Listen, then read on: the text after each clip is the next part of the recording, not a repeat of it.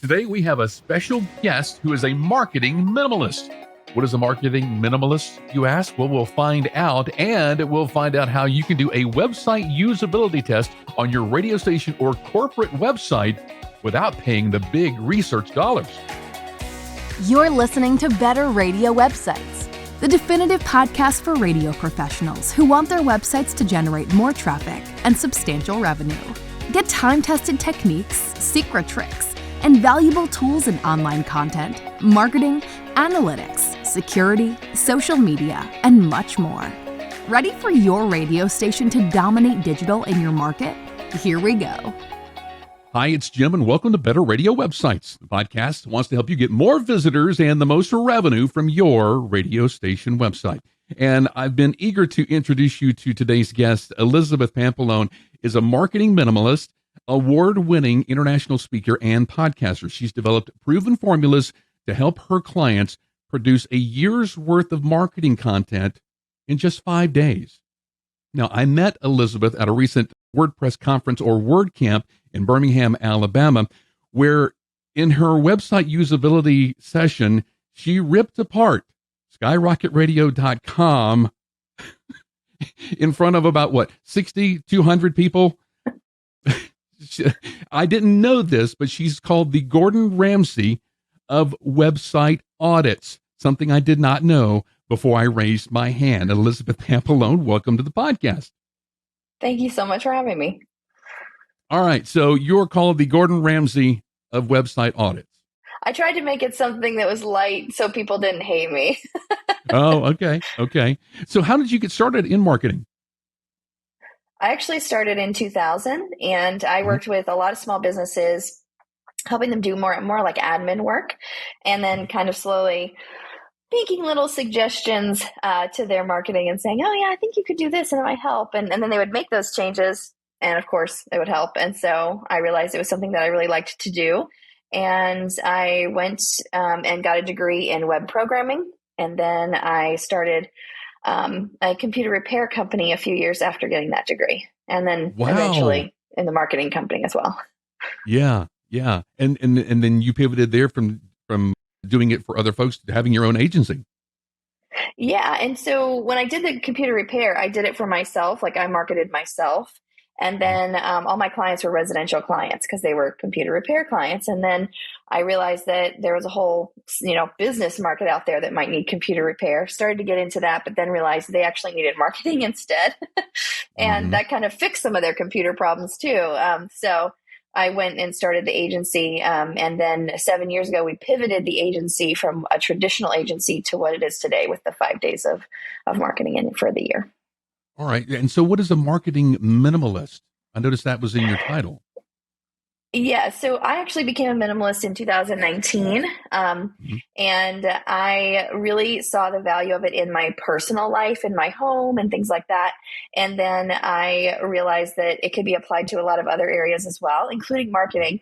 And when I started to kind of focus in on what should you be doing in marketing versus what you could be doing in marketing, it really helped me and also my clients in turn, because it really eliminates all of that clutter and all of that noise that comes from the marketing world. Okay. And so over time, you kind of developed this system on how a business can produce a year's worth of marketing content in just 5 days. I don't see how that's possible. Yeah. So we start with a branding day. We get all the branding stuff done, create all that collateral, the mission, the vision, who's your client, all that stuff. And then we do a website day. We build a website in a day from scratch. It includes content, so you don't have to bring anything with you. You can literally just show up and we build a website with you. And then we build 12 months of social media posts in a day, 12 months of blog posts in a day. We've created podcasts in a day and done at least 6 months of shows in a day for them. And then we also do email marketing campaigns for a year in a day. And it's really just about like being hyper focused and using Parkinson's law as on our side. Right. So if any radio stations out there listening or whatever, and you want your marketing director to get just hyper fast at what they do and better at what they do, you need to reach out to Elizabeth. Am I right? Yeah, we actually work with a lot of teams as well. So we work with other small marketers, like small teams of marketers within companies or solopreneurs. And we will actually either coach them how to do it if they already have someone in place to implement, or we Right. will do it with them in the 5 days, like one-on-one. Sure, sure. I think this is great for radio stations because radio stations, we have a lot going on.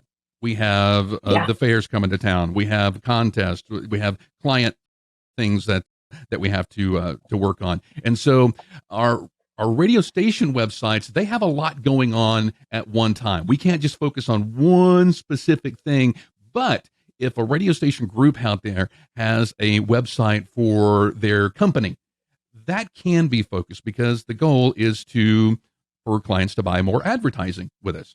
And so that's where I want to kind of focus our efforts on the website usability testing. Tell folks how they can get the very most from their website usability testing and how to do that, because some folks think that they need to hire an agency for something like that. So yeah, this gets confused a lot. There's accessibility, which is for people with disabilities, visual impairments, hearing impairments. There is an accessibility component to usability, but we don't focus on that. There are agencies that actually do audits for that, and there are federal laws coming in place or in place for those kinds of things. So you might need an agency to audit for accessibility, but usability is totally different. And it really does focus on how does someone use your website on a daily basis, the average user. And this would be somebody who is your ideal client, obviously, the person who you want to attract to your website. And what is their journey? What is their customer experience on your website as it is right now? This could be a mobile experience. This could be a desktop experience. Usually, if you've had your website for any length of time, you can go into your analytics and look at what's your most used option. Are there more people looking at your site on desktop or mobile? And so that's kind of where you want to start with your testing.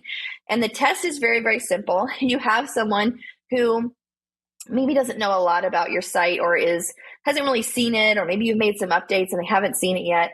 And it's not someone in your organization. You want to go outside your organization for this, because those people probably know inherently what is on the website and what someone should click on to get to where they need to get to.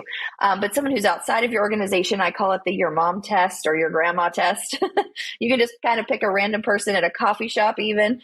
And the test really is simple. You have them look at your site. You just have them sit in front of it, and you ask them to do one task. And this should be the task that you want your ideal client to do, whether it's to book a call with you. That's what my task is. I want people to scan through maybe the first-ish page and get enough information so that they can just say, you know what, this is for me. I'm ready. And click on that button to book a call. And I want that to be as accessible and easy as possible for them to see, to click on, the process to be smooth and easy. And that you just want to give them that one simple task. And then you have to sit there and watch. You can't grunt, you can't nod, you can't, oh, it's over there, to your left. You can't say anything. You literally have to sit on your hands and just mental notes and let them talk out loud and encourage them to talk out loud. Because a lot of people do that in their head when they're searching for something. But if you let them talk out loud, you're going to hear that thought process. They're going to see things and they're going to go, wow, that's really small font. I can't really read that. Okay, I'm skipping that, moving to the next thing. And so they might even miss things that you thought were super important, and they just skipped right past it. And so that's another indication that your site might not be as usable as you thought. So really just kind of getting their in the moment feedback on using the site. And some people might just go, oh, there it is, click, I booked a call.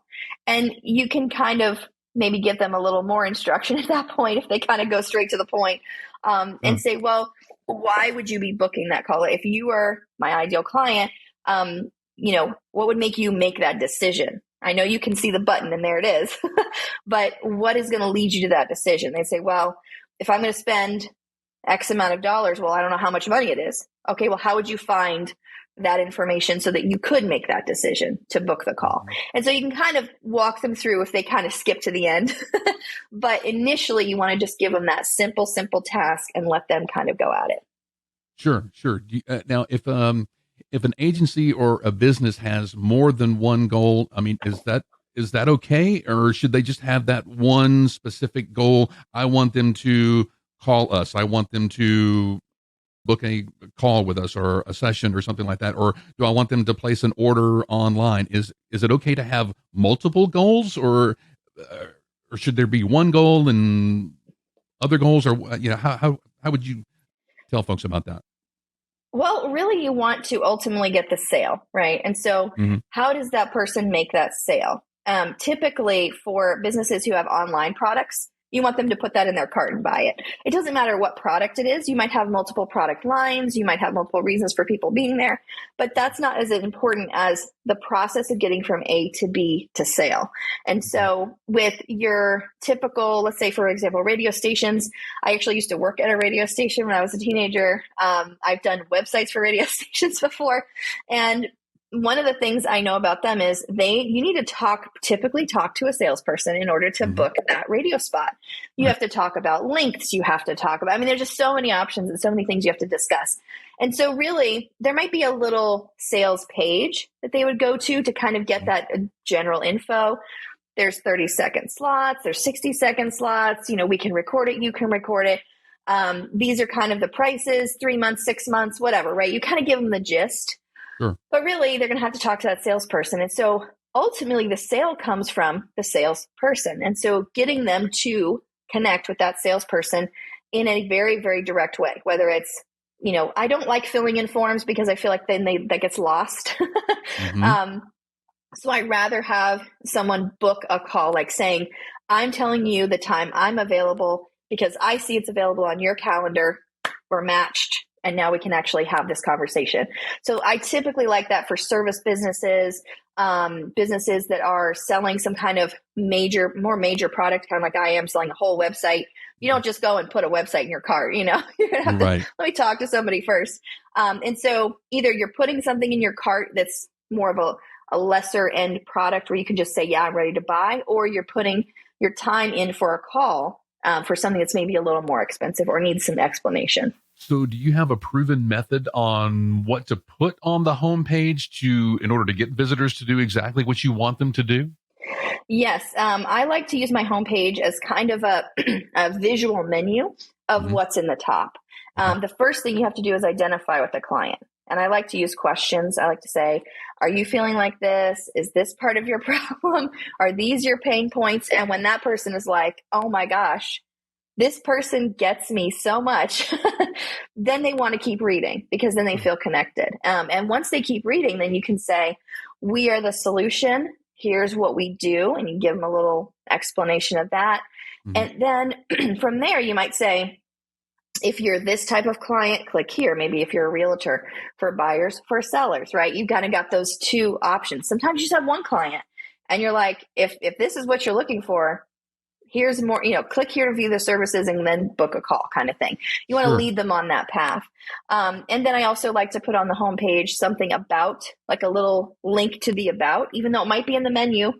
They might not think to click on it, right? But if they read a little bit or they see a photo, then they're like, oh, I might want to know more about this person. This person seems interesting, or this organization seems like they might align with what I want to do, and so they can kind of get a glimpse of it without going, okay, let me read the about page, and like make the decision to click on it. So we want to use the homepage as more of a general visual menu, giving them the gist, connecting with them emotionally on those questions, and then letting them kind of choose their adventure from there. And once they're on those other pages, then we say at the bottom, are you ready to book a call? Are you ready to book a call? Are you ready to book a call? That kind of thing to kind of keep driving that same point home.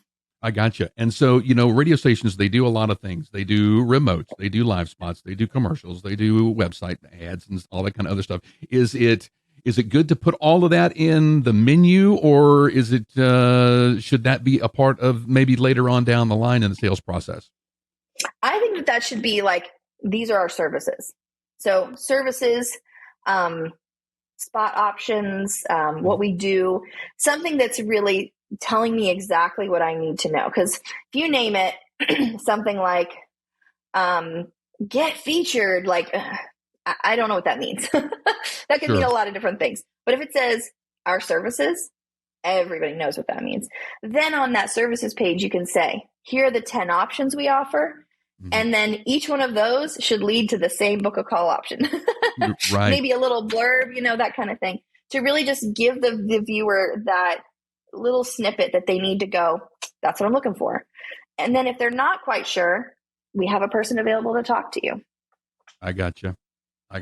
Fantastic. So is all of this, all of your great information on your website? Most of it. I actually have a course on building websites and a course on branding. And there's a lot more courses we're loading up the rest of this year. So you can go to our website and stay tuned for that. But there's a ton of courses on there already that you can just buy and start, or you can work with us one-on-one, or we can do coaching as well. All right, fantastic. And so somebody could literally just click on a button on your website and get their website torn apart, Gordon Ramsay style. Yes. All right. Well, fantastic. Elizabeth, thank you so much for being on the podcast today. I really, really appreciate it. And I would like to have you back on again, because website usability, and it's an ongoing thing. I think that if somebody thinks that they've got it, they may kind of get lazy about it and then go back to, well, we need to put this there, this there, this there, and it could be cluttered again. So we may want to have you back on to, and you know what? I'd love to go through a website with you on a podcast and have you tear it apart live. Hey, I'd love to do that. That would be awesome. And also, I wanted to mention, when we work with people like realtors, they don't know what's coming up. They're kind of like the radio station idea. They don't know what's coming down the road. There's so many new things coming up. How could they possibly build 1 year of content in 5 days? And there are so many options of things that the realtors and radio stations should be telling their clients on a regular basis, that we love to build that foundation. So any of those misconceptions, I feel like, about any kind of pre-loading content for people or groups that are really in this flux all the time, there's so much content that you could be putting out, that you should be putting out, to remind your clients who you are, what you do on the base level, not to mention all that other stuff. And then preloading it really frees up time to give you that time to focus on all those new things that are coming down the line that you have no idea about. So maybe we can talk about that another time as well, because I think that's a fascinating topic too. Absolutely. I would love to have you back on for that. All right. So tell folks how they can get in touch with you and get signed up for your courses and things that you have coming up. Yes, you can go to getabsolutemarketing.com, and we also have a free section where you can get our Pro Toolkit. Fantastic. And all they need is an email for that? Yes. It's free. All right. Fantastic. Elizabeth, thank you so much again for being on the podcast today. Thanks for having me. So great having Elizabeth on the podcast today. And we'll be sure to have her back to go into a little bit deeper of a conversation about how to do that marketing, a year's worth of marketing in just a couple days. That sounds so amazing. Well, be sure to reach out to Elizabeth if you need help with your marketing team. And if you need help with your radio station website, that's why we are here. Reach out to us at skyrocketradio.com. Have an awesome week online making your radio station website better. We'll see you next time. Thanks for listening to Better Radio Websites. Remember to subscribe, leave a rating or comment, and share this episode with your team and radio colleagues. For show notes, archived episodes, and more free resources, visit betterradiowebsites.com. Need help starting or making your radio website better? Visit skyrocketradio.com.